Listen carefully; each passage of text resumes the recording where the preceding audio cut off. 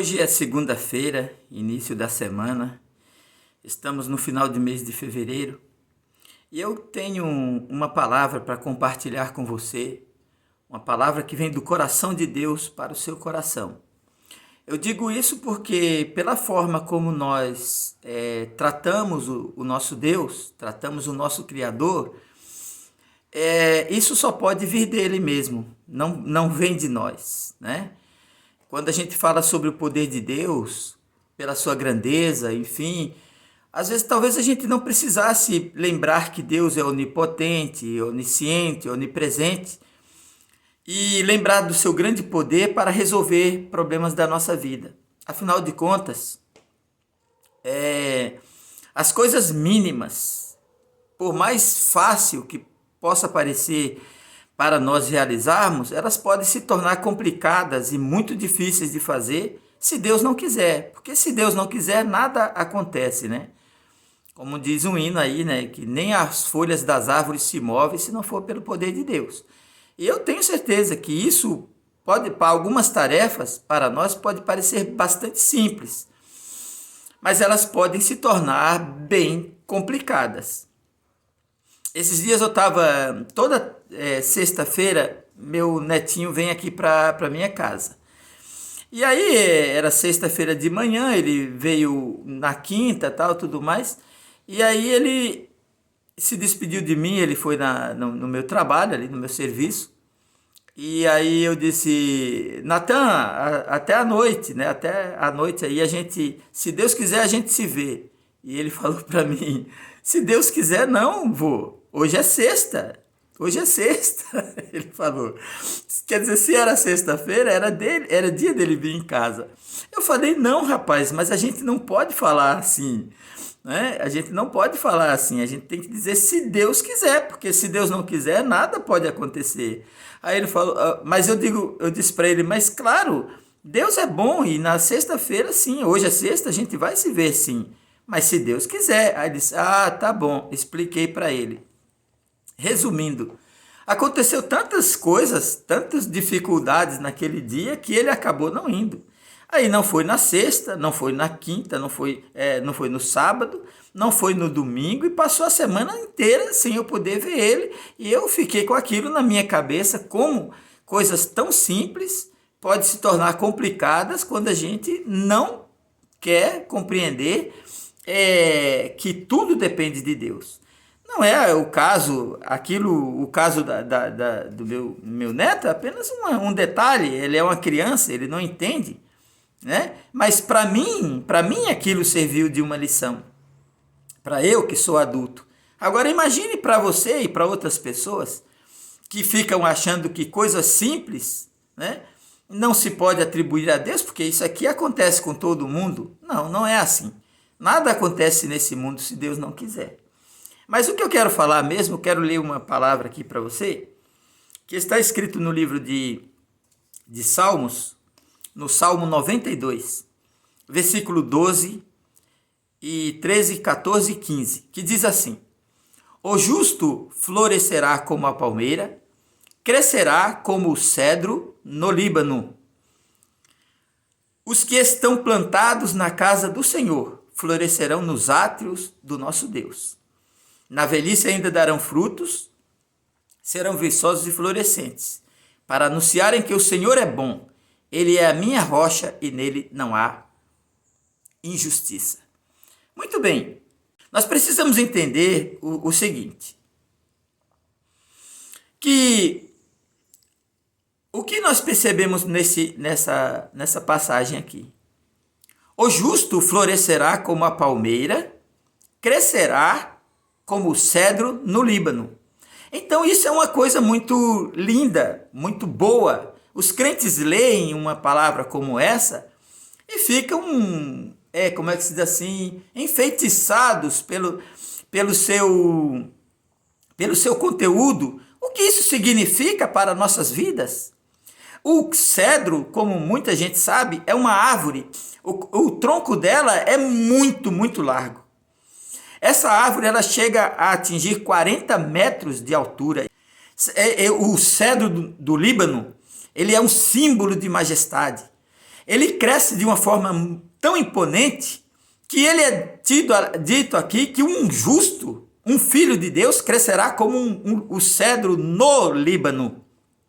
Esse é o cedro do Líbano, essa árvore, que quando essa árvore ela tem poucos centímetros, quando ela começa a crescer, que ela tem poucos centímetros, a sua raiz já tem quase 1,5 m, tem cerca de 1,5 m de profundidade. De maneira que, e outra coisa a respeito das raízes do cedro, é que quando ele chega lá embaixo e encontra as pedras, ele não para de crescer. As raízes dele envolvem as pedras, envolve a pedra, e ela se torna ainda mais firme. Isso é muito lindo. Agora, preste bem atenção. No mundo, quando você está no mundo, você ouve muitas vozes, né? A Bíblia diz assim, que muitos apostatarão da fé, dando ouvidos a espíritos enganadores e a doutrinas de demônios. Para que você seja livre do sopro, né, de espíritos enganadores e doutrinas de demônio, você tem que estar ligado na palavra de Deus. O que está dizendo aqui? O justo florescerá como a palmeira, crescerá como o cedro no Líbano. Mas o segredo aqui dessa passagem não para por aqui. Ele está no 2º versículo. Ele diz assim: os que estão plantados na casa do Senhor florescerão nos átrios do nosso Deus. O que sabemos aqui é que o cedro do Líbano, ele nasce naquela região do Mediterrâneo, e ele pode ser encontrado até em outros lugares, como no Chipre, na Turquia ou na Síria, que é tudo ali a mesma região. Mas em nenhum desses lugares o cedro cresce de forma tão imponente como no Líbano. Da mesma maneira que aqui está dizendo, um servo de Deus, o justo, ele florescerá como a palmeira, ele crescerá como o cedro no Líbano, quando ele estiver plantado na casa de Deus, nos átrios do Senhor, é ouvindo a pregação da palavra de Deus, é adorando a Deus em espírito e em verdade, é tendo comunhão com aquelas pessoas que têm fé em Jesus Cristo, que você está sendo regado, porque a fé vem pelo ouvir, e o ouvir pela palavra de Deus. E se você está plantado na frente de uma televisão, vendo futebol, quando a igreja se esvazia, nos dias que vão ter jogo de futebol, os crentes, em vez de estarem plantados na casa do Senhor, eles estão plantados na frente de uma televisão assistindo o jogo de futebol, estão plantados na frente de uma televisão ou de uma internet vendo movimentação política, ou eles estão simplesmente plantados no mundo, e aí ele não vai crescer, porque a Bíblia diz, os que estão plantados na casa do Senhor florescerão nos átrios do nosso Deus. O lugar do crescimento do cristão é na casa de Deus. É sim na igreja. Não importa que imagem você faça da igreja hoje em dia. Não importa o quanto você clame ou fale mal dessa palavra igreja, porque na cabeça das pessoas, igreja é um pastor. Mas a igreja é lugar onde as pessoas se reúnem com um objetivo comum de adorar a Deus, de estudar a palavra de Deus, de compartilhar suas experiências pessoais com outros, para que eles sejam, sim, regados pela palavra de Deus, que eles sejam, sim, motivados pelo testemunho dos outros crentes, para que, quando chegar na segunda-feira, ele não está angustiado com o resultado do futebol, ele não está angustiado com os rumos que a política está levando e que vai levar até o fim, porque nada mudará. O nosso dever, a nossa pátria está no céu. O nosso reino não é deste mundo. A nossa luta não é contra a carne nem contra o sangue, mas contra as potestades do inferno, contra os poderes espirituais da maldade nos lugares celestiais e espalhados pelo mundo inteiro. Então é fácil você pegar uma promessa da Bíblia: o justo florescerá como a palmeira. Mas florescerá onde? No mundo. Florescerá onde? Na bebida, nas drogas, na prostituição. Florescerá onde? Nos bailes, nos divertimentos mundanos. Florescerá onde? Indo a cinemas, a circos, indo a baladas. Não, ele florescerá quando ele está plantado na casa do Senhor, nos átrios do nosso Deus, porque ali ele está sendo regado pela palavra do Senhor. Ali ele está sendo regado, ali ele está sendo fortalecido, ali ele está sendo nutrido pela palavra de Deus, pelo louvor, pela adoração. A bênção do Senhor está com ele. E quando chega no outro dia, num dia como o de hoje, segunda-feira, 8 horas da manhã,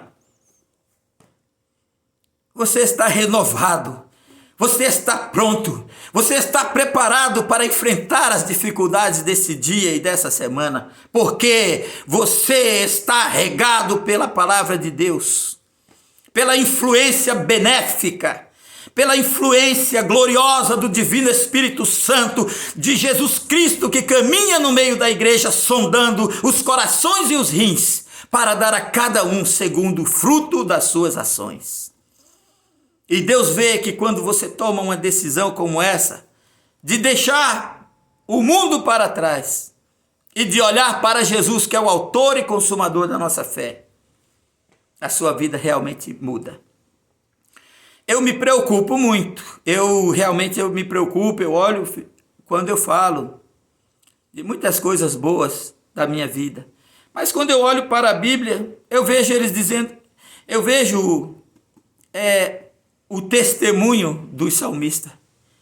Ele diz assim: ele é a minha rocha e nele confiarei. Aqui está cheio de declarações disso. O Senhor é a força da minha vida, o Senhor é a minha alegria, o Senhor é meu cântico, o Senhor é a minha força e o meu cântico. Eles dizem isso. Esse é um testemunho. Quando a gente diz assim, que devemos, porque eu sempre anuncio para os irmãos na igreja, a pregação é muito comprometedora. Por quê? Porque devemos pregar aquilo que vivemos e devemos viver aquilo que pregamos, né? Isso daí é uma regra, mas ela vem da Bíblia. Porque quando é que você prega o que você vive? Quando você dá testemunho daquilo que Deus está fazendo na sua vida. Você fala, como ele diz assim, para anunciarem que o Senhor é bom. Quer dizer, quando a gente anuncia que Deus é bom, é porque ele fez coisas boas na nossa vida. E aí nós dizemos, então nós estamos pregando o que nós estamos vivendo. Olha, Jesus está me abençoando, me dando graça, me dando alegria, me dando paz, me dando felicidade. Isso é bom, então eu estou pregando aquilo que eu estou vivendo. E quando devemos viver aquilo que pregamos? Quando estamos ensinando alguma coisa para outro. Não faça isso, não faça aquilo, isso aqui não pode, isso aqui está errado. Porque não podemos ensinar aos outros aquilo que nós não ensinamos para nós mesmos.